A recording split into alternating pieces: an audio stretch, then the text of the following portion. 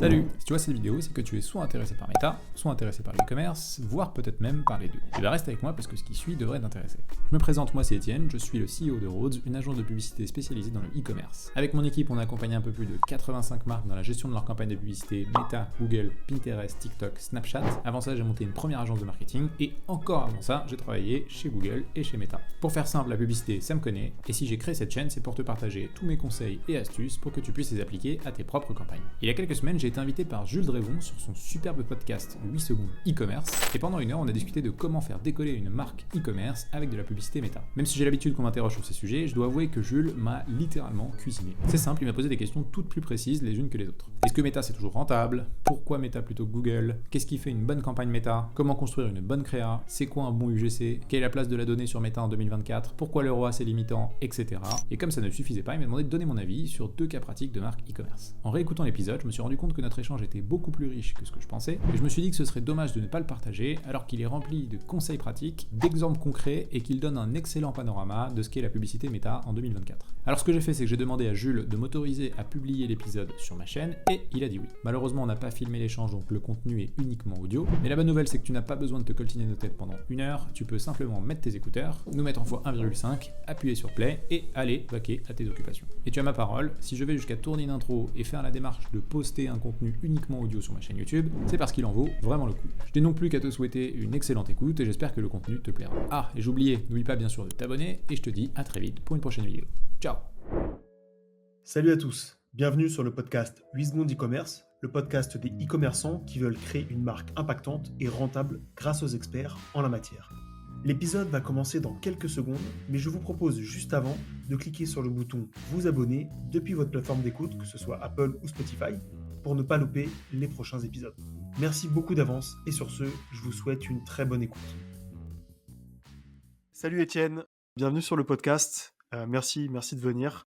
On va s'attaquer à un très très gros morceau aujourd'hui. On va essayer de faire simple, mais on va s'attaquer à Meta Ads. Moi, quand je connais pas trop un domaine, quand je connais pas trop un sujet, j'aime bien m'intéresser et comprendre un peu les principes premiers de ce qui fait ce sujet. Les trucs qui restent vrais en fait, peu importe les évolutions. Et je t'avoue que la publicité, que ce soit Google ou Meta, c'est un peu obscur pour moi. Je comprends un petit peu de loin parce que j'en ai fait vraiment rapidement il y a quelques années, mais voilà, ça reste quand même quelque chose d'assez obscur. Et je pense que pour les auditeurs qui sont e-commerçants, ça va bien les aider à comprendre, à cerner un petit peu les différents sujets, les différentes problématiques de Meta Ads.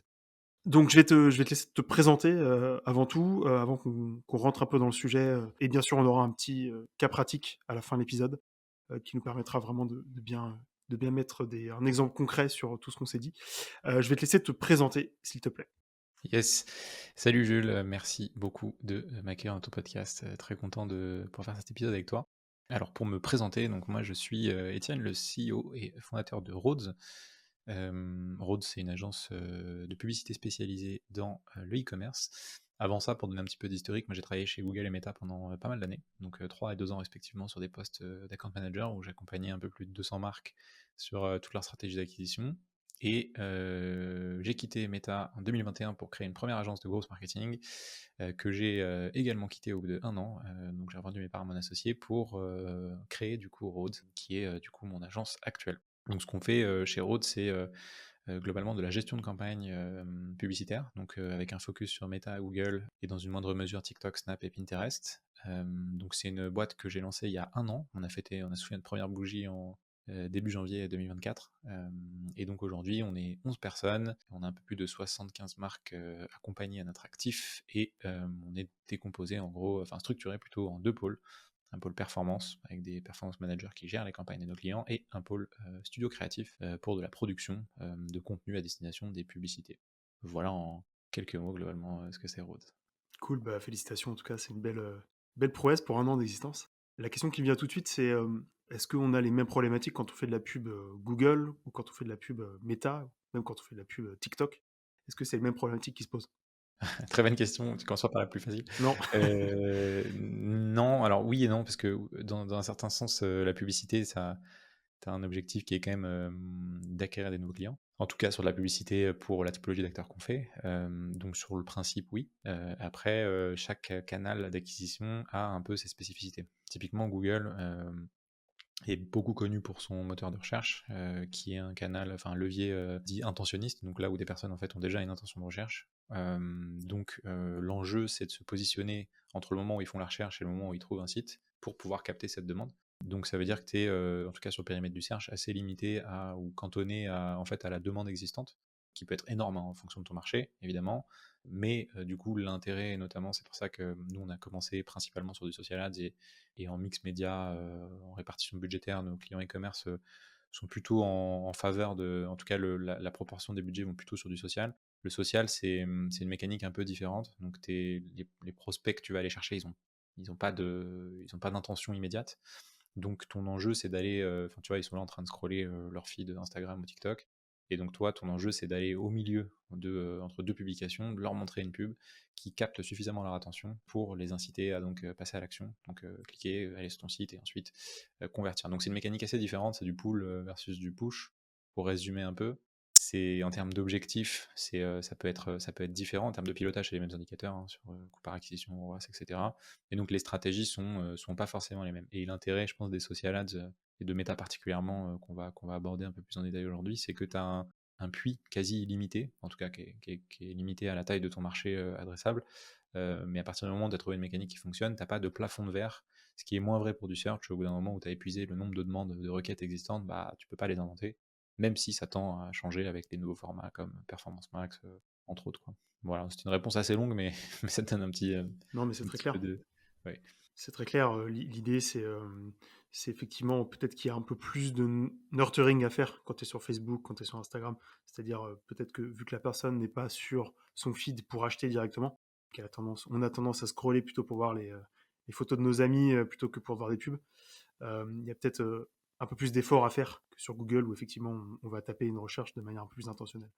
Ouais, c'est surtout, je dirais, beaucoup plus de travail de recherche marketing. Parce que je pense que, tu vois, Google, c'est très mécanique, c'est très presque mathématique comme raisonnement. Tu vois, tu mets un budget, un objectif de CPA, et en fait, l'algo va presque tout seul, avec quelques éléments que tu lui donnes, trouver l'audience. Meta, tu as un peu de ça, mais sauf qu'il y a une grosse place, et je sais qu'on va en parler aujourd'hui, mais de la créa. Et la créa, c'est pas simplement le format, c'est vraiment en fait le message marketing que tu adresses. Et donc c'est là où tu distingues vraiment un compte méta qui cartonne d'un compte méta qui a des résultats assez moyens. Ça se fait au niveau de la créa, quand tu as réussi à, tu vois, en fait, trouver quelque chose qui parle à ton audience, au point que, entre eux, comme tu dis, de photos de ses potes ou de chats, eh ben, il a envie de cliquer et d'acheter, quoi. Donc voilà, c'est beaucoup plus, beaucoup plus chiant à mettre en place, mais pour le coup, si tu arrives à craquer ça, ça peut être assez cool. Carrément. Donc juste CPA, c'est l'acronyme de coût par acquisition. Ouais. Voilà, c'est ce que tu vas dépenser pour acquérir un visiteur ou un client sur ton site. Alors, bon, c'est pareil, cette question, elle est un petit peu, elle est un peu en suspens depuis quelques mois, voire quelques années. On sait que les coûts publicitaires ont énormément augmenté. Est-ce qu'aujourd'hui, c'est encore rentable de faire de la pub sur Facebook? Enfin, pardon, sur Meta. On va arrêter avec Facebook. Meta, ouais, qui inclut Facebook et Insta. J'ai toujours pas intégré. C'est un peu Moi, je dis compliqué. toujours Facebook. Je dis toujours Facebook Ads, même dans les vidéos YouTube que je poste, c'est Facebook Ads. J'ai du mal à dire Meta. Pourtant, j'y ai bossé, donc j'aurais dû faire le shift. C'est une très bonne question. Est-ce que la pub est encore rentable aujourd'hui?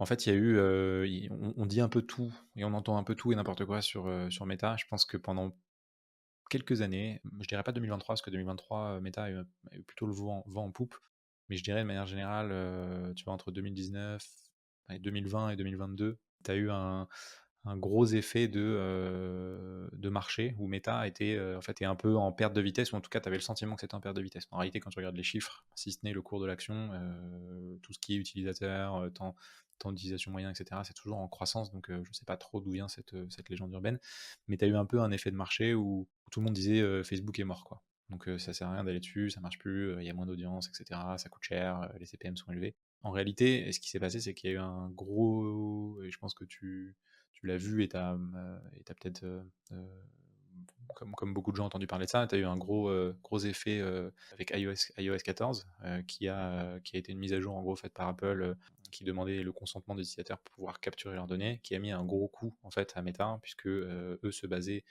entre autres sur cette donnée-là pour pouvoir mesurer la performance des campagnes. Et ça a cassé un peu toute la partie donnée. Ce qui fait qu'en gros, à périmètre constant, tu avais 30 à 40% de données en moins que tu pouvais mesurer, et donc c'était beaucoup plus dur de faire de la performance sur Meta. Ça a été un peu un tsunami pendant les 2-3 dernières années, parce que beaucoup de gens, en fait, beaucoup d'annonceurs se sont demandé comment en fait remettre un peu, tu vois, travailler sur Meta dans ce nouveau paradigme. Il y a plein de choses qui ont été mises en place avec du tracking server-side, l'API de conversion, ce type de choses. Donc, il y a des solutions pour pallier à ça. Mais en fait, là, depuis 2023, ça s'est remis pour le coup dans une dynamique positive où il y a vraiment un optimisme du marché sur Meta. Donc, tu peux le voir même au cours de l'action, ça se développe énormément. Et de manière générale, en fait, tu as de plus en plus d'utilisateurs, tu as pas mal de nouveaux formats qui émergent, tu as en gros des CPM qui sont redescendus par rapport à ce qu'ils avaient pu être par le passé, et les sujets de tracking en fait ils ont été intégrés par le marché, donc ce qui fait que maintenant c'est beaucoup moins difficile de faire de la perte. Donc pour répondre à ta question, c'était une réponse assez longue. La publicité, ouais, elle est encore, c'est encore rentable de faire de la pub sur Meta. Nous on le fait, on a des clients avec qui on a d'excellents chiffres sur Meta. C'est juste que c'est un peu différent la manière dont on en fait par rapport à avant, où on pouvait tout mesurer. Aujourd'hui on peut moins tout mesurer, en tout cas différemment. Mais oui, tu as des stratégies qui sont très rentables. Et puis il faut pas oublier que Meta ça reste quand même un canal, en tout cas d'une plateforme qui regroupe plus de 40 millions d'utilisateurs en France mensuels. Donc, tu as quasiment 2 tiers de la France que tu peux toucher dessus. Donc, j'ai envie de dire, peu importe ton business, tu as quand même une probabilité que ton audience soit dessus. Donc, si c'est bien fait, carrément, ouais, ça peut être rentable. Ok, ouais, évidemment, si c'est bien fait, c'est le petit, c'est le petit Ouais. disclaimer, mais ça, c'est évident. Est-ce que la fin des cookies tiers, là, dont on parle en 2024, ça va jouer sur Meta ou ça va rester cantonné à Google? Non, non, en fait, ça se joue. Je pense que Meta est et peut-être même en ligne de mire numéro un, parce que historiquement, Meta avait pas trop ce positionnement de régie publicitaire à la performance. C'était beaucoup vu comme je vais faire de la noto, je vais faire de la pub sur Meta. Et en fait, avec le temps, parce qu'il y a eu énormément d'éducation de marché, parce qu'il y a eu plein de produits en fait qui sont sortis avec des formats à la performance. Je pense pour ceux qui connaissent un peu tout ce qui est Advantage Shopping Campaign, tous les formats de catalogue, donc DPA, Dynamic Ads, etc., qui ont été vraiment pensés pour faire de la performance au même titre que Google. Donc ça s'est bien développé de ce côté-là. Et en fait, le fait qu'il y ait une perte des données, ça risque un peu d'abîmer ça. Donc c'est ça je pense le risque moi, que je vois, c'est que de base, tu vois, la confiance, Google, tu ne challenges pas du tout. Tu vois. Un Google, tu sais que tu vois, la vision, tu cliques sur une pub et ensuite tu achètes. 80% des annonceurs attribuent en fait l'achat à Google parce qu'il y a eu un clic qui a été fait sur une campagne et personne ne remet ça en question. Alors que Meta, si déjà sur une base un peu plus fragile, je dirais, de confiance sur cette partie performance, tu lui enlèves une partie de la donnée, c'est un peu plus compliqué. Mais heureusement, tu as quand même des manières de mesurer et de piloter. Il y a plein d'indicateurs en fait qui sont un peu plus macro qu'on va utiliser. Et de manière générale, en fait, ce qu'on recommande un peu à nos clients, c'est de sortir, tu vois, de la micro-optimisation et de se dire, on va utiliser Meta comme une plateforme pour piloter ses résultats business. En fait, Meta aujourd'hui, les indicateurs, ils sont plus fiables, mais comme ils ne le seront plus dans toutes les autres plateformes. Tu vois. Donc en vrai, nous, on ne va pas regarder le chiffre d'affaires généré en fait, directement sur Meta. On va plutôt s'intéresser à d'autres indicateurs. Et par contre, on va regarder des indicateurs un peu plus macro. Donc rapporter par exemple les investissements publicitaires au chiffre d'affaires réel enregistré sur ton site e-commerce. Parce que ça, c'est des indicateurs fiables que tu peux suivre au quotidien. Quoi. Donc c'est encore une fois, je pense, un changement à appréhender, mais j'ai envie de dire, il y en a déjà eu dans le passé et il y en aura, donc on va faire avec, quoi. Ouais. Non, et puis peut-être que comme ça, de prime abord, on peut se dire ça laissera encore plus de place aux créatives et Ouais, à l'importance en fait des créatives et donc derrière, a fortiori, de l'attachement émotionnel en fait à ta marque complètement. et donc à la fidélisation client. Mais bon, avant tout, avant de parler fidélisation, c'est quoi un petit peu les bases? Comme je te disais, j'aime bien les principes premiers, j'aime bien comprendre vraiment les grands principes de ce dont on parle. C'est quoi un peu les bases de Meta, de l'acquisition sur Meta et comment est-ce que voilà, comment est-ce qu'on construit, comment est-ce qu'on bâtit une bonne campagne d'acquisition? Tu peux nous parler des indicateurs, enfin de la mise en place et puis des indicateurs aussi à surveiller. Ouais. Alors moi, je dirais le fondement de la pub méta, avant même de raisonner ce qu'il y a dans le gestionnaire de publicité, c'est en fait ce que tu vends et comment tu le vends. Typiquement, tu peux avoir la meilleure pub du monde. Si ton produit est pas bon, ton offre est pas bonne, tu feras zéro vente. Donc nous, le point numéro un sur lequel on travaille, c'est en fait typiquement le produit. Donc quel est le produit qu'on met en avant? Est-ce qu'il se vend déjà? Est-ce que tu vois, c'est un produit qui a déjà prouvé qu'il a son product market fit, par exemple? L'offre associée, tu vois, on pense toujours que offre, ça veut dire moins 20%. C'est pas forcément ça. C'est une manière en fait de packager ton produit de sorte qu'il soit attractif pour quelqu'un qui ne te connaît pas. Et après, c'est la conversion sur le site. C'est super important parce que tu vas rediriger du trafic. Meta, et le social de manière générale, c'est une très bonne manière d'aller générer du trafic de nouveaux utilisateurs. Mais si derrière, il ne convertit pas, bah, ça ne sert pas à grand chose et du coup, c'est dépenser de l'argent de rien. Donc, le premier point, c'est vraiment s'assurer que les fondamentaux e-commerce, pour notre typologie d'acteurs, hein, e-commerce de clients, soient bons. Et après, je dirais, c'est des éléments structurants au sein de Meta. Donc, tu as le tracking, même si on ne peut pas mesurer, avoir un tracking le plus proche de ce qui est recommandé, c'est super important. Donc, tu as un pixel qui est bien paramétré, une API de conversion qui est là, un tracking server-side. Voilà, il y a, je pense, pas mal de choses et de documentation existante sur ça, mais c'est fondamental. Comme ça, tu es sûr de minimiser en fait la perte de données que tu peux avoir et donc de prendre des décisions qui sont basées sur de la data qui est viable. Après, je dirais que c'est avoir une bonne structure de compte. Donc, une structure de compte simple. Je pense que depuis, sur les 3 dernières années, j'ai dû peut-être analyser, auditer plus d'une centaine de comptes méta. Et en fait, ce que je remarque assez souvent, particulièrement quand on est un peu débutant sur le sujet, c'est que la structure de compte, c'est souvent anarchique. Et c'est pas une mauvaise chose. Je pense que si on nous apprend pas à le faire, bah, on sait pas forcément le faire. Mais ça détruit clairement la performance d'une campagne. Donc une structure de compte simple, c'est vraiment le point numéro un sur la partie média. Donc peu de campagnes, des ciblages qui sont larges, pas diluer le budget, avoir vraiment une lecture avec une nomenclature, tu vois, des noms qui sont assez facilement identifiables pour le reporting, tout ça. Avoir vraiment un raisonnement en fait très structuré, ça permet d'avoir, je pense, de la clarté au niveau de l'esprit, même au niveau de sa lecture de compte. Et après, bah, l'élément fondamental, tu en as un peu parlé tout à l'heure, c'est la créa. Parce qu'une fois que tu as des bonnes bases, donc e-commerce, tracking et une structure de compte, c'est ce qui va vraiment faire la différence, c'est la créa. Et donc là, la créa, avoir une bonne mécanique de testing, testing régulier. Hein. Nous, les marques avec lesquelles on a le plus de résultats, c'est celles qui testent le plus de créa en continu. Tu as je pense, une relation un peu proportionnelle entre ton volume de dépenses et ton nombre de créas testés. Et ça, du coup, ouais, je pense que c'est vraiment si tu as ces 4 points-là, déjà, tu as une bonne base, quoi.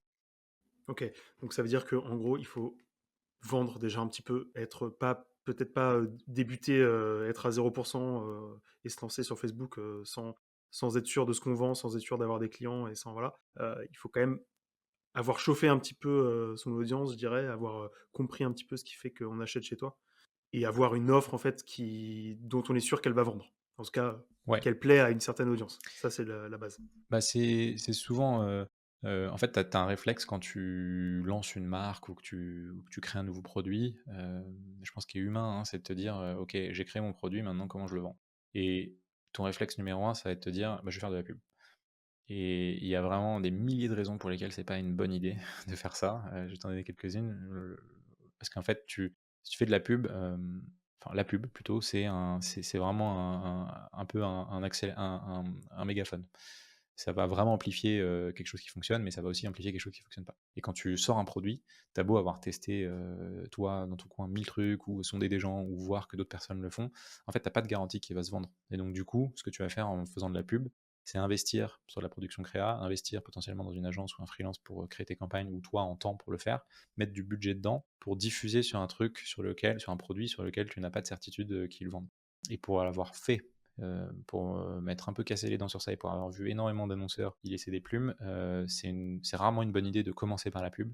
Par contre, c'est une bonne idée d'accélérer quelque chose qui fonctionne déjà avec de la publicité. Donc moi, mon conseil, particulièrement pour les marques qui veulent se lancer et qui veulent faire de la publicité, c'est généralement d'aller chercher, tu vois, 10, 20 000, voire 30 000 euros de chiffre d'affaires mensuel sans pub. Tu as plein de méthodes pour le faire, hein, de l'organique, poster sur les réseaux sociaux, faire du parrainage, de la micro-influence. Il y a vraiment plein de manières de le faire pour valider en fait tous les points qui vont jouer dans le fait que ça marche ou pas, une stratégie de publicité. Typiquement, ton taux de conversion, ton panier moyen, savoir si tes clients y réachètent, optimiser ton site, collecter des avis clients. Comme ça, tu optimises en fait tous les points qui vont garantir, ou en tout cas minimiser tes chances de rater. Et une fois que tu lances la pub, il ne te reste plus qu'à te concentrer sur la pub parce que tout le reste est validé. Et ça peut paraître simple dit comme ça, mais je vois tellement de marques se planter et donner beaucoup d'argent à Meta en pensant que c'est une solution un peu magique. Malheureusement, c'est pas le cas et ça fonctionne, mais sur des bases qui sont déjà solides, quoi. Est-ce on pourrait se dire, par exemple, ok, je laisse un peu de côté le ROS, donc je laisse un peu de côté le retour sur investissement, et je fais de l'awareness. Donc en gros, je fais de la pub pour pousser un petit peu ma marque, pour pousser un petit peu mon produit sans forcément chercher la conversion. Alors, en tout cas, pas la conversion directe. Et se dire, je vais balancer de la pub pour me faire connaître, et le retour sur investissement viendra plus tard. Typiquement, miser plus sur la lifetime value, pardon, donc la durée de vie client, plutôt que le retour sur investissement tout de suite.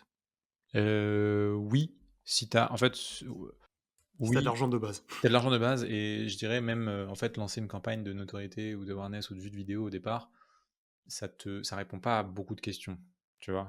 Et je pense que pour quelqu'un qui lance un produit, alors Meta, ça peut être un outil de testing formidable parce que tu as vraiment une réponse immédiate, hein. Tu diffuses, tu mets 10 € sur la campagne. En quelques heures, tu as dépensé tes 10 euros, tu vois directement quel est le retour du marché. Tu vois si les gens s'arrêtent sur ta vidéo, si les gens cliquent. Donc en fait, pour le coup, c'est intransigeant et c'est une bonne chose parce que tu te confrontes immédiatement au marché. Donc tu as pas mal de marques qui ont du budget, hein, qui vont utiliser Meta pour tester leurs produits. Donc, par exemple, ils ont un produit, ils pensent qu'il est pas mal, mais ils savent pas comment le packager.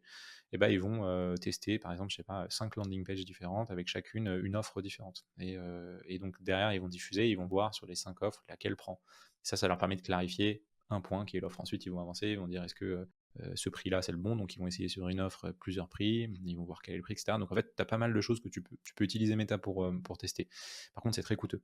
Donc, c'est souvent des startups qui ont levé des fonds, etc., qui veulent accélérer leur phase d'apprentissage et de market study, entre guillemets. Donc, ils vont utiliser Meta comme ça. Mais pour un produit qui se vend, si quelqu'un n'a pas forcément ces finances-là et ces ressources à mettre pour tester, moi, c'est paradoxal, hein, parce que j'ai une agence de pub, mais j'aurais tendance à plutôt ne pas investir sur Meta tout de suite.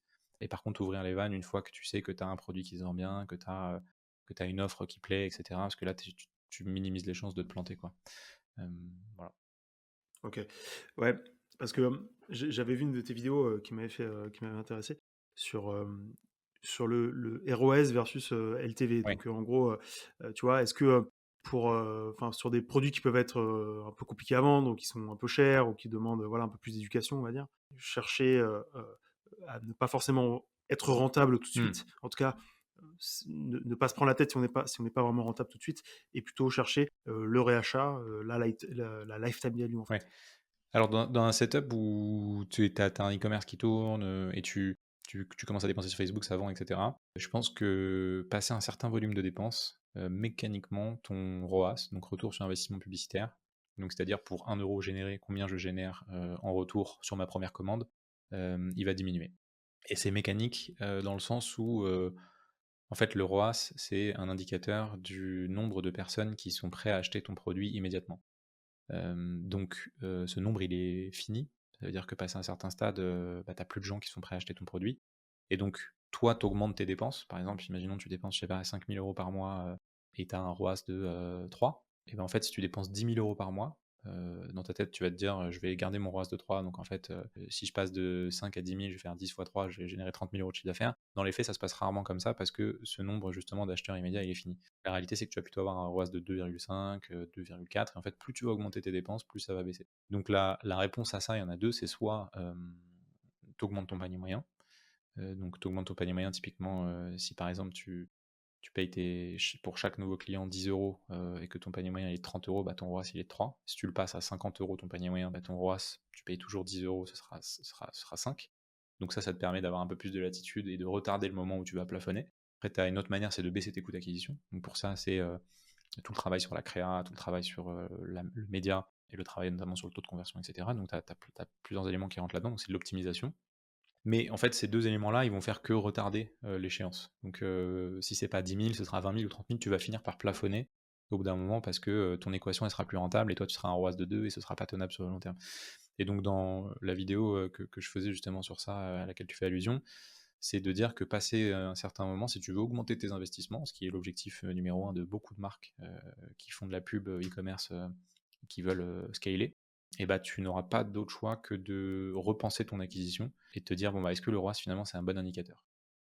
Et typiquement, pour un e-commerce qui sain, très souvent, ce que cherchent les e-commerçants, c'est pas juste à être rentable sur le premier achat, c'est à générer du réachat derrière. Donc avoir en gros un client qui vient une fois, il achète 2, 3, 4, 5, 10 fois par an pour que en fait, la somme de tous ses achats soit supérieure au montant que tu as dépensé pour l'acquérir sur la première fois.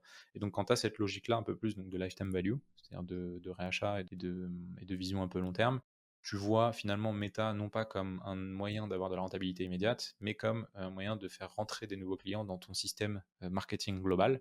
Et donc là, tu t'en fous un peu de ton ROAS. Et je dirais même plus loin. Si par exemple tu vends un produit qui a un panier moyen de 50 euros et que les gens achètent en moyenne 4 fois par an, donc ça te fait 200 euros à l'année de lifetime value. Si tu payes ton acquisition 75 euros, ou disons 100 euros pour simplifier les calculs, ton ROAS il sera de 0,5. Donc en théorie, tu perds de l'argent sur la première acquisition. Par contre, sur l'année, il sera de 2 parce que tu auras fait 200 euros de chiffre d'affaires pour 100 euros de coût d'acquisition. Donc voilà, c'est un peu cette logique-là qui est difficile à faire comprendre à pas mal de marques, notamment parce que ça implique, bah, évidemment, si tu n'as pas de rentabilité immédiate, ça implique de pouvoir financer tes pubs, hein, parce que si c'est plus ton premier achat qui les paye, bah, il faut de la trésor. Donc ça, c'est d'autres sujets un peu de gestion. Mais nous, les plus gros, quand on arrive à vraiment craquer des comptes, et je parle de scaling à plusieurs dizaines, voire centaines de milliers d'euros de dépenses mensuelles sur du fil rouge, hein, pas forcément sur des périodes de temps fortes. J'exclus Black Friday, Noël, qui sont un peu des périodes très spécifiques. C'est quand on arrive justement à repenser la mécanique d'acquisition sur quelque chose qui est beaucoup plus viable sur le long terme. Tu as d'ailleurs des marques, des grosses DNVB hein, très connues qui font ça. Je pense à 900care notamment. 900care, ils vendent de l'abonnement. Et ce qu'ils veulent, c'est pas te vendre un produit à 40 balles. Eux, ce qu'ils veulent, c'est que tu t'abonnes à leurs produits et que tu les reçoives tous les mois et que tu payes 40 euros par mois. Donc en fait, ce qu'ils font, c'est que dans leur acquisition, ils font toutes leurs pubs sur des kits d'essai qui, toi, en tant qu'utilisateur, te coûtent entre 3 et 5 euros. Donc ils sont à perte hein, sur ce kit-là et ils misent derrière sur leur stratégie de réachat, donc d'emailing. J'imagine qu'ils doivent avoir des SMS, des coupons, des trucs comme ça, pour que tu t'abonnes et que derrière, in fine, sur ton calcul global, tu sois rentable. Donc ça, c'est beaucoup plus scalable. Voilà, c'était réponse assez longue, mais Non, mais c'est intéressant. En fait, c'est vrai que tu vois, j'ai vu ça aussi chez Typologie, je crois, un kit d'essai. ouais, Euh, et j'ai l'impression que ça arrive de plus en plus aussi. ouais, Non, c'est vraiment, tu vois, effectivement, comment est-ce qu'on va aller catcher le client, le convertir assez vite, peu importe ce qu'on dépense pour le convertir, et ensuite le faire rester pour rentabiliser au maximum son acquisition, quoi. complètement. Euh, T'as même des marques qui sont pas forcément sur des modèles DNVB ou d'abonnement, mais il y a une marque assez connue aux US qui a un très bon cas d'école en ads, il s'appelle True Classic, qui fait du textile, notamment des t-shirts entre autres. Et lui, donc j'ai écouté un podcast du fondateur, lui il cherche à être break-even sur son premier achat. Donc en fait, il veut un ROAS de 1. ROAS de 1, break-even sur ses dépenses médias. Mais ça veut dire que lui, derrière, ses coûts d'expédition, ses coûts de production, etc. Donc en fait, il perd de l'argent sur son premier achat. Et il est OK avec ça, parce que lui, il se dit, en fait, moi, mon argent, je le fais pas du tout sur mon premier achat, je le fais sur tous les autres achats que je vais faire avec mes drops, avec le fait que derrière, je vais envoyer des campagnes d'emailing, que j'ai des newsletters qui partent régulièrement, que j'ai des nouvelles collections, etc. Et il sait que ce système-là, il est viable, donc il investit massivement dans Meta ou dans d'autres canaux, juste pour aller chercher les nouveaux clients, et voilà, le reste de son marketing fait le taf, quoi. ok. On va parler un petit peu de créa, du coup, Ouais. la porte d'entrée. Euh, Comment est-ce qu'on fait une bonne créa? C'est quoi une bonne créa?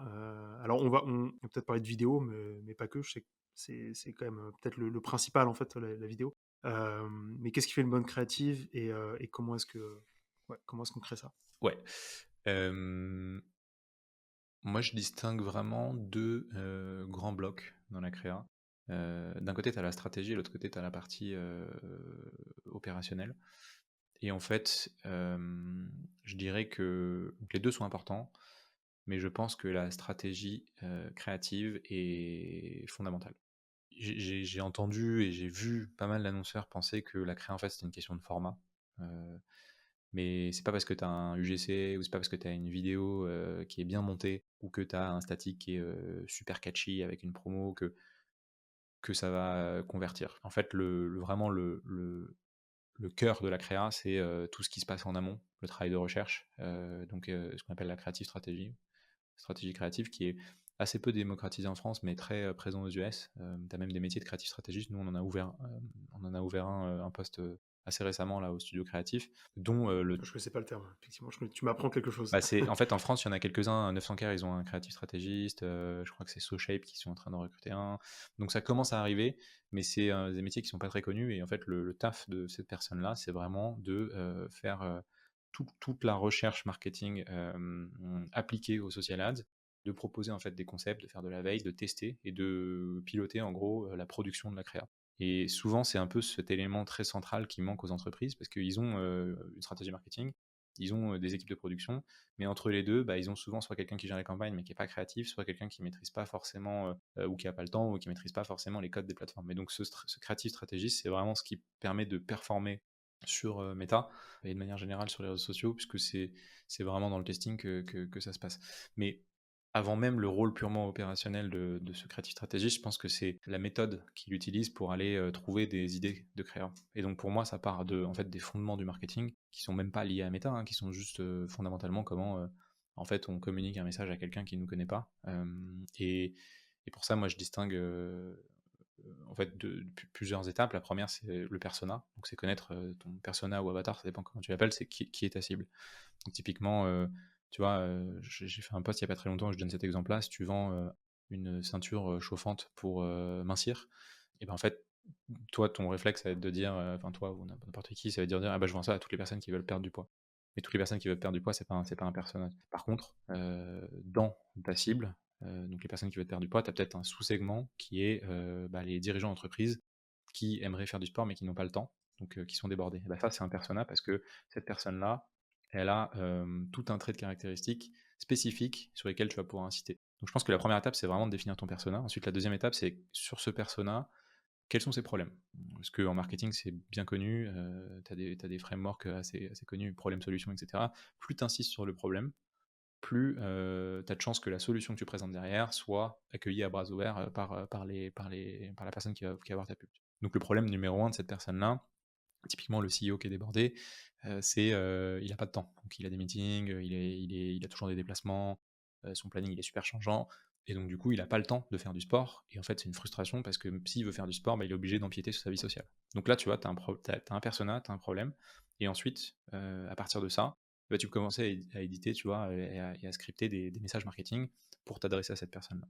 Donc ça c'est vraiment, je pense, un travail fondamental de se dire qui est ma cible, quels sont ses problèmes, et après tu peux commencer à faire ton script. Et donc la deuxième partie, le deuxième gros bloc de ce qui fait une bonne créa, c'est en fait le script. Donc le statique, c'est plus simple généralement parce que tu as quand même beaucoup moins d'éléments que tu peux faire passer.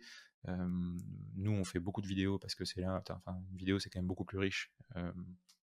Tu peux faire passer énormément de messages et d'émotions que tu ne peux pas faire passer à travers un statique. Donc si je m'attarde sur la partie vidéo, après, l'idée c'est d'avoir vraiment un script et une structure de vidéo qui soit pensée pour la conversion. Donc souvent, une structure assez classique, c'est une accroche, donc les 3 premières secondes.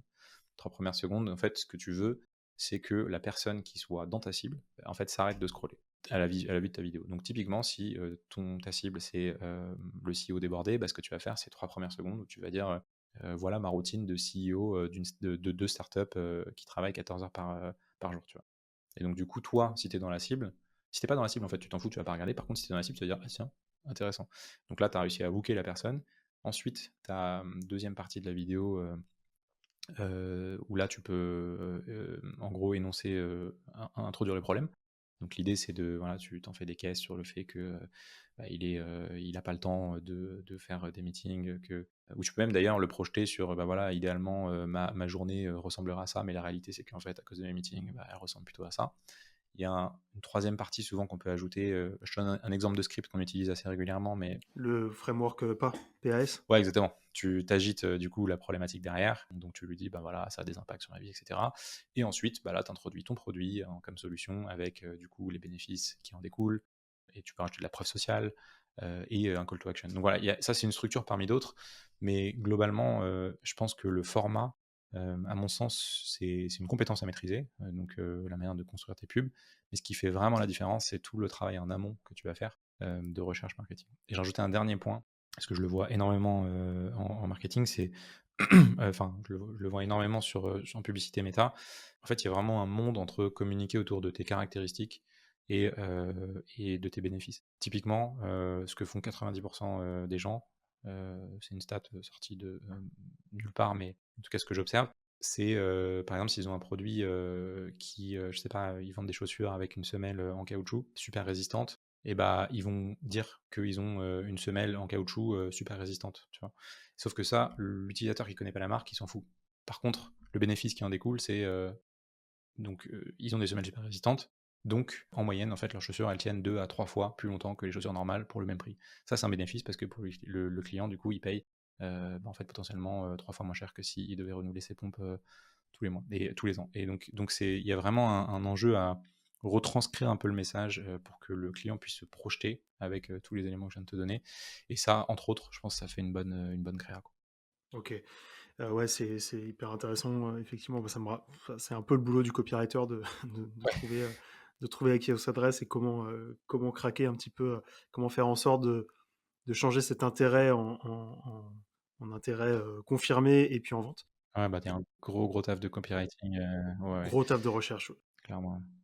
Et gros taf de. Ouais, ça c'est clair. Enfin, c'est effectivement la base du marketing, savoir à qui on s'adresse. Et du coup, est-ce que. Enfin, on peut imaginer créer des campagnes différentes, c'est-à-dire différents problèmes, en fait, différents angles à aborder pour emmener toujours vers le même produit, mais à travers différents angles. Est-ce que tu as des stats un petit peu sur peut-être le nombre de tests qu'on peut créer, à partir de quel moment c'est efficace? Ouais. Alors, en théorie, si t'as bien fait ta recherche, tu minimises le nombre de tests parce que tu sais un peu dans quelle direction tu vas. Et l'idée, je pense, c'est de pas faire des tests pour faire des tests. C'est plutôt de faire des tests pour essayer de valider des hypothèses qui sont déjà prévalidées. Sinon, tu peux dépenser très vite beaucoup d'argent. Nous, ça dépend du volume de dépenses sur les comptes. Pour des comptes plutôt qui démarrent, on va essayer de minimiser le risque. Donc, on va se focaliser sur des produits qui se vendent déjà. On va essayer de communiquer sur des angles où on sait que ça fonctionne déjà. Par contre, sur des gros comptes où potentiellement tu as du budget alloué sur du testing, là, on peut avoir des stratégies un peu plus agressives où typiquement, on va aller structurer une campagne avec, je sais pas, 3, 4, 5 ensembles de publicités, chacun avec un axe marketing différent et des déclinaisons de publicité. En fait, on va volontairement allouer une poche budgétaire sur ça en sachant qu'on ne va pas gagner d'argent dessus. Par contre, dans le lot, on va laisser tourner pendant 7-10 jours. On va isoler potentiellement un axe marketing qui fonctionne. Et donc, à partir de cet axe marketing, on va regarder, OK, celui-là se démarque par rapport aux autres. Donc, du coup, on va peut-être prendre la meilleure créa de ce lot, entre guillemets, de cet axe marketing-là. Et on va l'affiner avec du nouveau testing, avec potentiellement des variantes du copywriting, des variantes de l'image, ce genre de choses jusqu'à arriver en gros une créa un peu winner qui est une succession de petits tests qui ont été menés. Voilà, donc il y a pas je dirais de règles d'or sur le testing. Je dirais que c'est assez proportionnel quand même à ton niveau de dépense. Moins tu dépenses, bah, moins tu testes et moins tu as d'intérêt à tester. Plus tu dépenses, plus tu as d'intérêt à tester, parce que ce que tu veux, c'est aller chercher ce petit point d'incrément supplémentaire qui va faire que bah, tu arrives à craquer le truc, quoi. Ok. Dernière question là-dessus avant qu'on passe au cas pratique. Est-ce que tu as t'as des infos, tu as des datas pardon, sur les UGC, donc les User Generated Content, Mhm. donc les vidéos, enfin, ça peut être autre chose, mais là on parle de vidéos générées par des clients Ouais. au niveau de l'acquisition et de la conversion. Alors, UGC, c'est un format, donc il y a autant de bons UGC que de mauvais UGC, voire peut-être même plus de mauvais UGC que de bons UGC. Il y a eu une grosse explosion des UGC en France sur les 2-3 dernières années. Il y a plein de gens dont c'est le métier, qui sont devenus créateurs UGC, il y en a partout. En réalité, c'est des formats qui fonctionnent bien parce que en fait, ils ont l'avantage d'être assez naturels et authentiques. Donc, c'est souvent des personnes avec très peu de montage. C'est pas de la production studio. Ils sont sur leur iPhone. Donc, en fait, ça fait très humain. Et du coup, dans un feed Insta où tu as des gens qui sont bah, eux-mêmes très authentiques, même si Insta, c'est pas l'endroit le plus authentique, mais en tout cas, beaucoup plus relax, tu vois. Quand tu vois une pub comme ça fait beaucoup moins tâche que si tu vois une maxi prod studio avec des trucs super bien léchés, etc. Donc, tu as vraiment cet aspect, je me reconnais, et ça se fond bien dans la masse des réseaux sociaux. Donc, rien que pour ça, les UGC, c'est un format qui fonctionne bien. Après, comme je disais, je pense, on a des comptes où le UGC ça fonctionne très bien. On a des comptes où en fait le UGC ça fonctionne moins bien. On a des comptes où certains UGC marchent et d'autres non. Tu as un peu de tout. Je pense que ça dépend vraiment, encore une fois, de ta recherche marketing, à quel point tu scriptes bien. Il y a un point qui est super fondamental, c'est dans quelle mesure, déjà, comme je disais, ton script est solide, mais aussi le créateur ou la créatrice UGC colle à ton avatar. Si typiquement tu vends, je sais pas, des couches pour bébé, et que ta cible c'est les parents de 30 et plus, mais que ta créatrice UGC elle a 18 ans, bah, tu vois, il y a un risque que les parents se reconnaissent pas forcément dans la personne qui fait la promotion de la pub. Mais ça, c'est, je pense, encore une fois, des fondamentaux du marketing, tu vois. Donc, il n'y a pas je dirais, de recette un peu miracle, c'est beaucoup de tests. Par contre, ce qui est vrai, c'est que tu as certaines industries sur lesquelles, verticales, sur lesquelles l'UGC sont connus pour être plus performants. Typiquement, la cosmétique. Pour la simple et bonne raison que cosmétique, ça touche à la beauté, donc à quelque chose que tu mets potentiellement sur ta peau, ou que tu ingères si on parle de nutri-cosmétique, dans ton corps. Et en fait, vu que ça touche presque à la santé, c'est des choses sur lesquelles les gens sont très regardants avant de passer à l'achat, beaucoup plus que d'acheter une connerie sur TikTok ou sur Amazon, ou des besoins un peu basiques. Et du coup, vu que pour les marques qui vendent en ligne, elles n'ont pas la possibilité de les tester en magasin, et que toutes n'envoient pas des kits d'essai, et ben une manière de pouvoir se projeter sur à quoi ressemble et qu'est-ce que ça fait d'utiliser le produit, c'est l'UGC. Et donc, tu as des formats très connus comme Ma Routine Skincare, où tu vois les gens qui montrent. Tu as des formats qui montrent en gros quand ils appliquent la crème. Tu as des formats comme le avant-après. Tu as des formats comme, en gros, 5 raisons de, tu peux les décliner à l'infini, mais l'idée c'est que visuellement, tu peux montrer la personne en utilisation de la crème, et donc ça enlève une barrière à l'achat. Voilà, c'est un peu moins vrai sur d'autres secteurs, je pense, où typiquement les UGC sont moins fondamentaux, et on a des comptes sur lesquels on fait quasiment que de la vidéo, et c'est pas forcément des UGC. Donc voilà, c'est une réponse un peu de normand, mais il n'y a pas de, il y a pas de vraie règle d'or en fait sur l'UGC, quoi. Ok. Ouais, non, effectivement, si tu vends des canapés, c'est peut-être Bah, efficace que si tu vends des crèmes pour la peau, Et, c'est sûr. et encore que, on a une marque qui vend des matelas et des couettes, et ils font du GC, donc tu vois, il n'y a Oui, pas de règle. c'est Il y a pas de règle.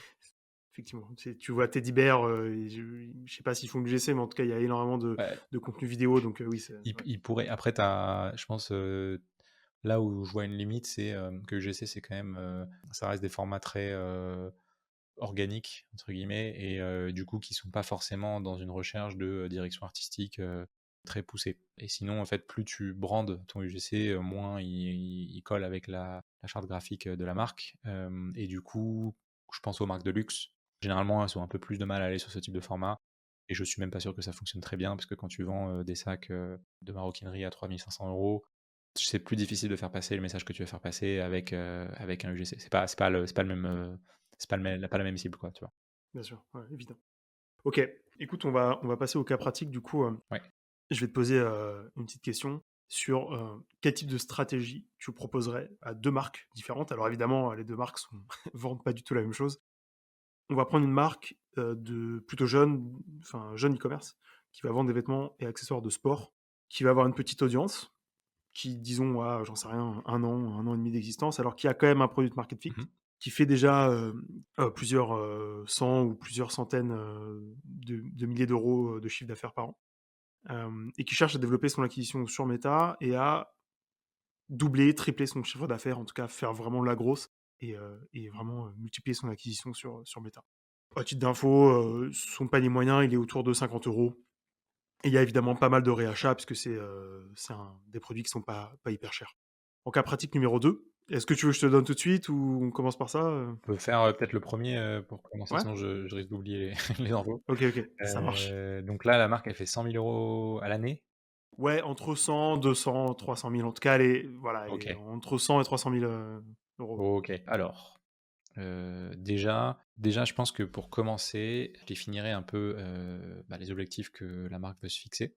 Donc, à savoir en termes de chiffre d'affaires annuel et mensuel, parce que ça va conditionner aussi le budget. Et tout ce qui est objectif de rentabilité, puisque ça va aussi conditionner les investissements.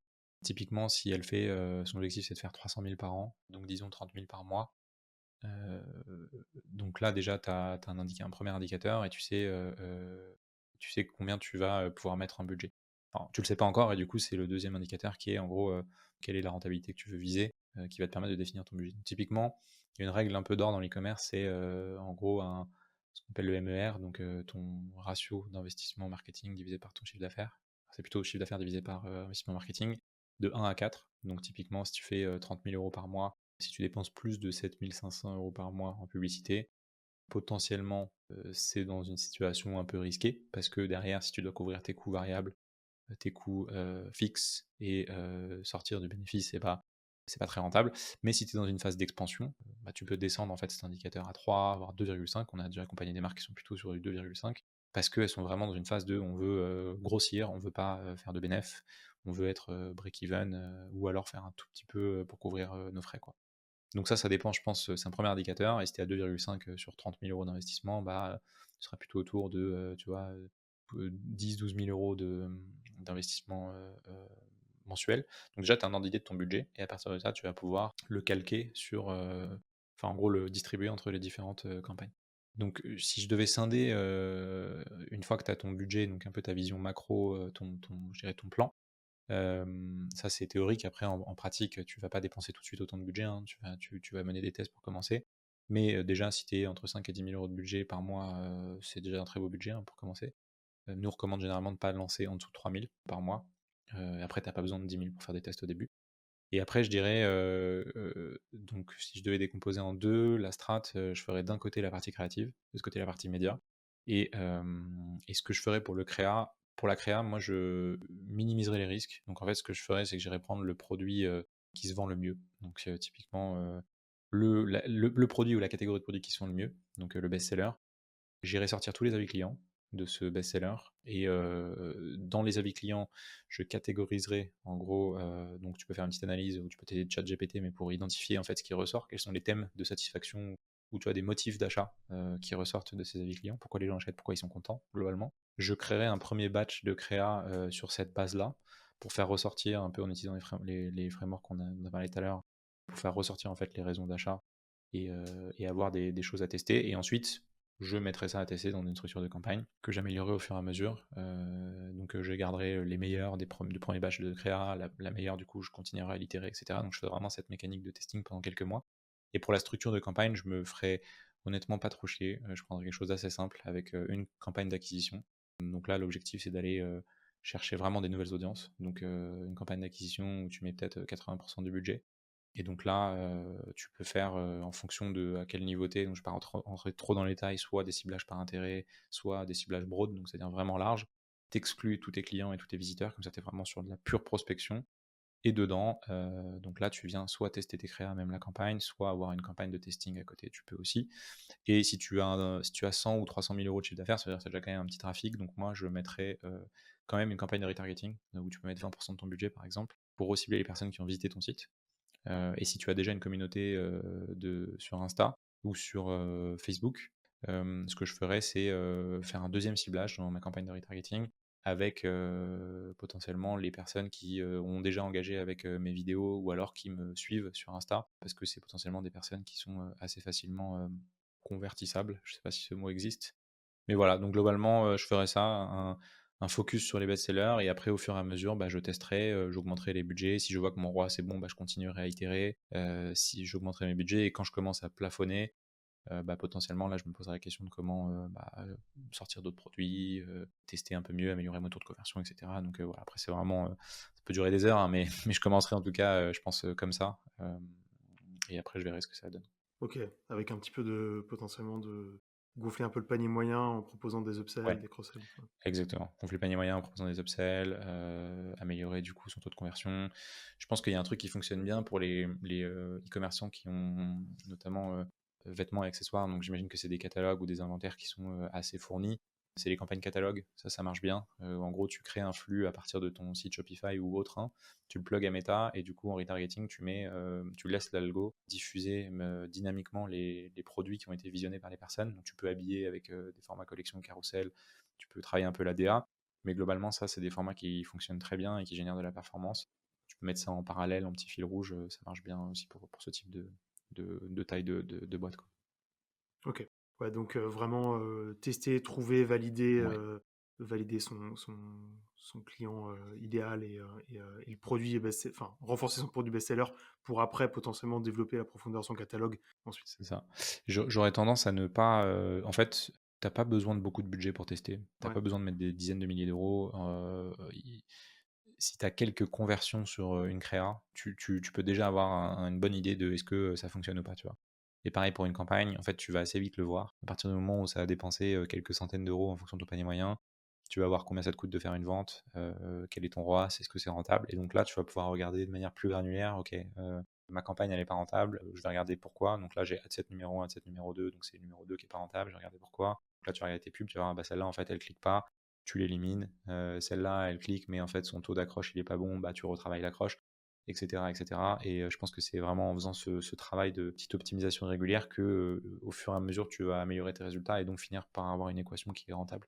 Et là, tu vas pouvoir augmenter tes investissements. Mais ça sert à rien de mettre des gros budgets, tu as besoin de peu de data. Facebook te donne des retours immédiats, donc tu sais rapidement si oui ou non ta stratégie marche ou pas, quoi. Tu sais en quelques jours, en quelques semaines, non, tu cut très vite si jamais si Nous, jamais ça on marche cut pas. assez rapidement. Je dirais qu'on laisse rarement tourner plus d'une semaine, 7-10 jours des créas qui dépensent. Et on a un peu une règle d'or, c'est 3 à 5 fois ton CPA cible, donc ton coût par acquisition cible. Si par exemple, toi, ton panier moyen, c'est 50 euros et que tu vises par exemple un ROAS un ROAS de 3, donc ton coût par acquisition cible, ça va être 17 euros. Et donc nous, en fait, à partir du moment où une créa a dépensé 3 à 5 fois ce coût par acquisition cible, qui équivaut à peu près 50, entre 50 et 80 euros, qu'il n'y a pas de résultat significatif ou encourageant, je cut. Après, c'est comme tout, hein, plus tu as de données, plus ton analyse est pertinente. Donc c'est pour ça que c'est un peu bâtard, mais c'est les marques qui ont le plus de dépenses qui peuvent plus investir en testing et donc et donc s'améliorer plus rapidement que les petites marques qui démarrent, quoi. Donc voilà, mais il faut pas hésiter à cut des créas si elles dépensent pas. Si les taux de clics sont pas bons, que les taux d'accroche sont pas bons non plus, c'est que en fait il y a peu de chances que ça s'améliore. Ça veut dire que elle prend pas. Faut être assez pragmatique sur ça. Ok. Ok, cas pratique numéro 2. Là, on change de produit, on part sur un barbecue plancha made in France. Ouais. Donc, on est plus cher. On est plus autour de 700-800 euros. Mettons 800 euros de panier moyen. Évidemment, tu te doutes bien que le cycle de vente est un peu plus long et que potentiellement il y a une grosse saisonnalité aussi et que évidemment il y a beaucoup moins de réachats. Donc, comment est-ce que tu procéderais pour ce type de produit? Alors, c'est une bonne question. Nous, on a vendu pas mal de produits avec des paniers moyens élevés, qui allaient de plusieurs centaines d'euros à plusieurs milliers, voire dizaines de milliers d'euros. Ce qu'on observe, c'est que passé un certain stade, en fait, quand c'est des achats hors achat coup de cœur, et je mets le luxe potentiellement en dehors de ça, parce que le luxe a des règles qui lui sont propres, qui sont pas du tout applicables à d'autres industries.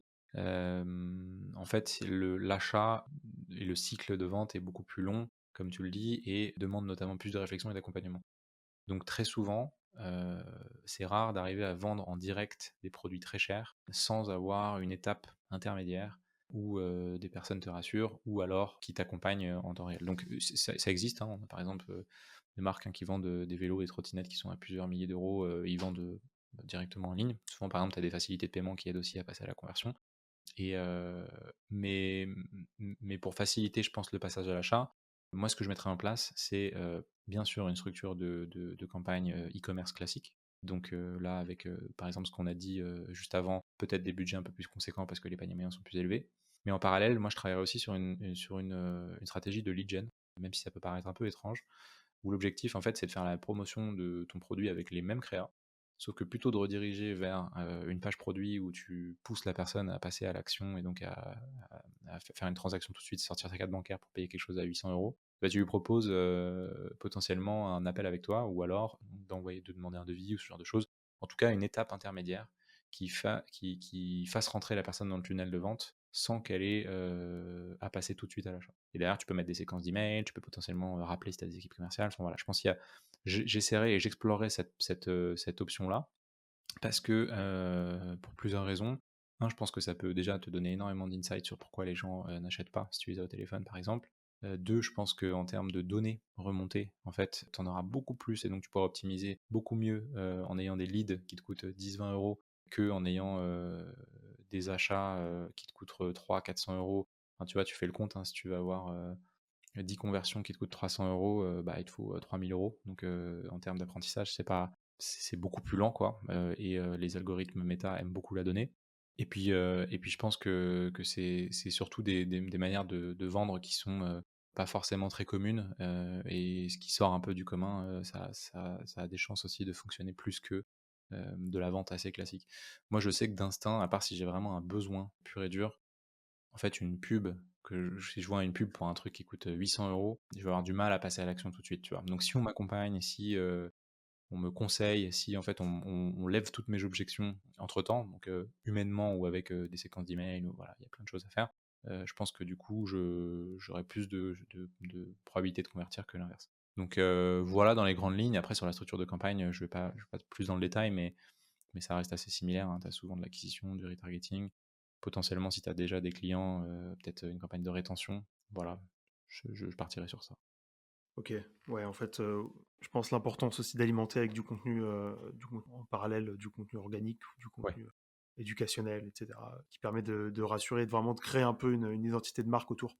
Tu peux imaginer un truc tout bête, hein, mais par exemple, un lead magnet ou sur un e-commerce de barbecue, c'est en gros, à l'approche de l'été, les 5 ou 10 questions à te poser avant d'acheter un e-commerce, tu vois. Et en fait, avant d'acheter un barbecue ou une plancha, tu vois. Donc du coup, ça, tu le fais en campagne d'acquisition.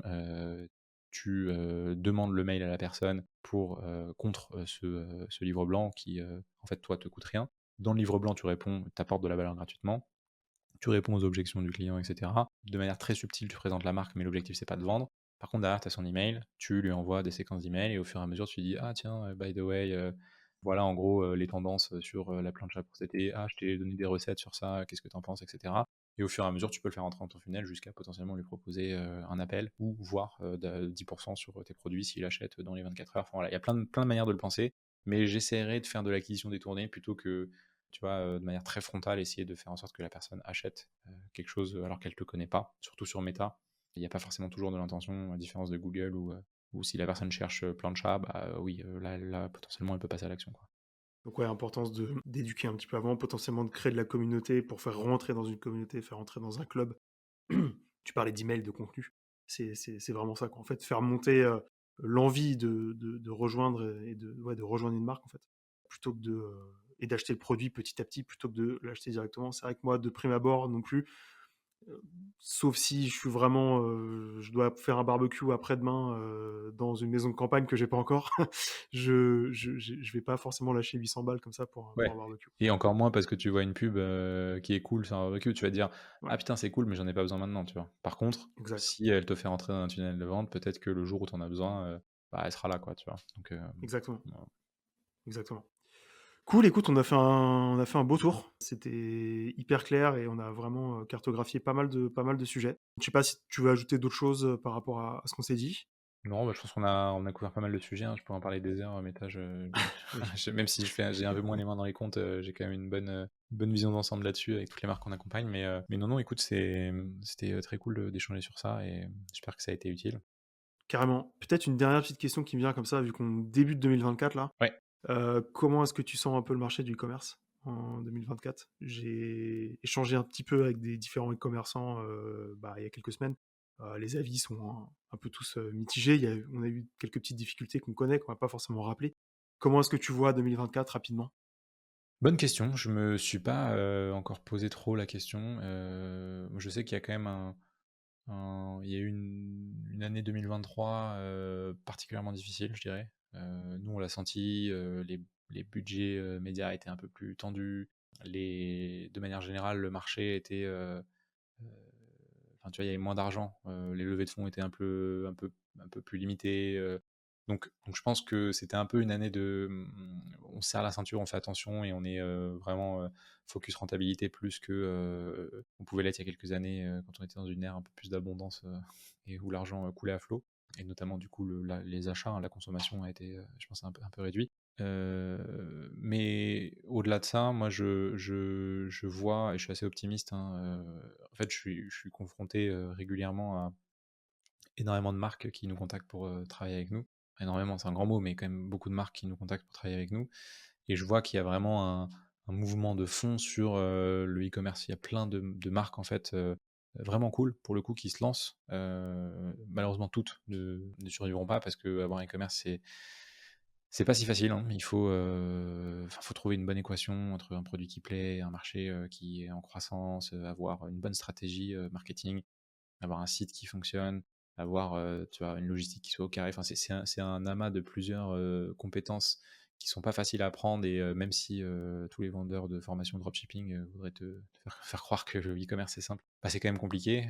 Donc tous ne réussissent pas, mais il y a quand même, je pense, une vraie volonté en fait au niveau autant de l'achat que du consommateur que des entreprises de développer cette partie-là. Et tu le vois d'ailleurs hein, quand tu regardes les chiffres de l'évolution du e-commerce en France. En proportion du PIB, c'est peanuts, hein, c'est 5%. Par contre, les chiffres en croissance, c'est monstrueux. Donc moi, je pense qu'on est encore au tout début, que tout ce qui se fait bien aux US commence à émerger un peu en France, notamment sur des modèles un peu innovants comme je pense à l'abonnement, je pense à tout ce que font les DNVB, je pense à vraiment un focus acquisition, mais sur tout ce qui est utilisation de landing page, etc. Donc plutôt optimiste. Après, on verra ce que nous réserve 2024. J'ai hâte en tout cas de continuer à bosser avec les marques qu'on accompagne, les faire grandir. Et je trouve ça toujours cool, moi, d'avoir une bonne vue d'ensemble sur tout ce qui se passe, quoi. Ouais, totalement. Cool. Où est-ce qu'on te retrouve du coup? Je mettrai les liens en description, bien sûr. Alors, principalement LinkedIn, où je suis assez actif. Je poste une fois par jour depuis maintenant bientôt 1 an et demi. Et sinon, sur mes réseaux principaux où je communique aussi YouTube. Donc, j'ai une chaîne YouTube où je partage pas mal d'astuces et de conseils méthodologiques sur la partie méta, e-commerce et entrepreneuriat, où je partage un peu notre récit de croissance avec Rhodes, et sur TikTok. Mais sur TikTok, c'est principalement en fait de la réadaptation de contenu de ce que je fais sur LinkedIn. Donc voilà, c'est un peu les 3 réseaux où je suis présent pour l'instant. C'est intéressant, TikTok, au niveau de la... Ouais, j'étais assez surpris, mais j'avais partagé ça là en fin d'année. En décembre, c'était notre source d'acquisition numéro 1. On avait plus de leads. Wow. Ok. Mais j'ai une stratégie assez, je pense, qui est pas TikTok friendly. C'est-à-dire que je fais beaucoup de contenu qui est très niche. Donc j'ai 15 000 abonnés sur TikTok, donc c'est pas énorme, hein, sachant que tu peux, en faisant suivant les trends, monter à 100 000 abonnés. Par contre, j'ai une communauté assez qualifiée. Et donc sur TikTok, en fait, moi je poste, comme sur LinkedIn, beaucoup de contenu expertise, donc e-commerce, D2C, social ads, créa, etc. Et je réadapte mon contenu LinkedIn sur TikTok, ce qui fait que en gros les personnes qui le voient sont des personnes qui sont forcément intéressées par ça. Parce que quand je parle de stratégie ou de structure de campagne pour tester des UGC, etc., je pense que t'as pas beaucoup de gens qui ont envie de s'arrêter pour regarder ça. Donc ouais, en vrai, je suis assez surpris, mais ça marche plutôt bien. C'est un apport de lead assez régulier, et entre 15 et 20%, je pense, de totalité de nos leads aujourd'hui. À Ok. voir en 2024 si ça se poursuit. Top. Écoute, merci beaucoup Étienne, et puis à très bientôt. Merci beaucoup d'avoir suivi l'épisode, j'espère qu'il vous a apporté plein de valeur. N'hésitez pas à laisser 5 étoiles si c'est le cas, à le faire savoir dans les avis, à le partager si vous souhaitez, et à vous abonner pour suivre les prochaines sorties. Quant à moi, je vous dis à très vite, ciao.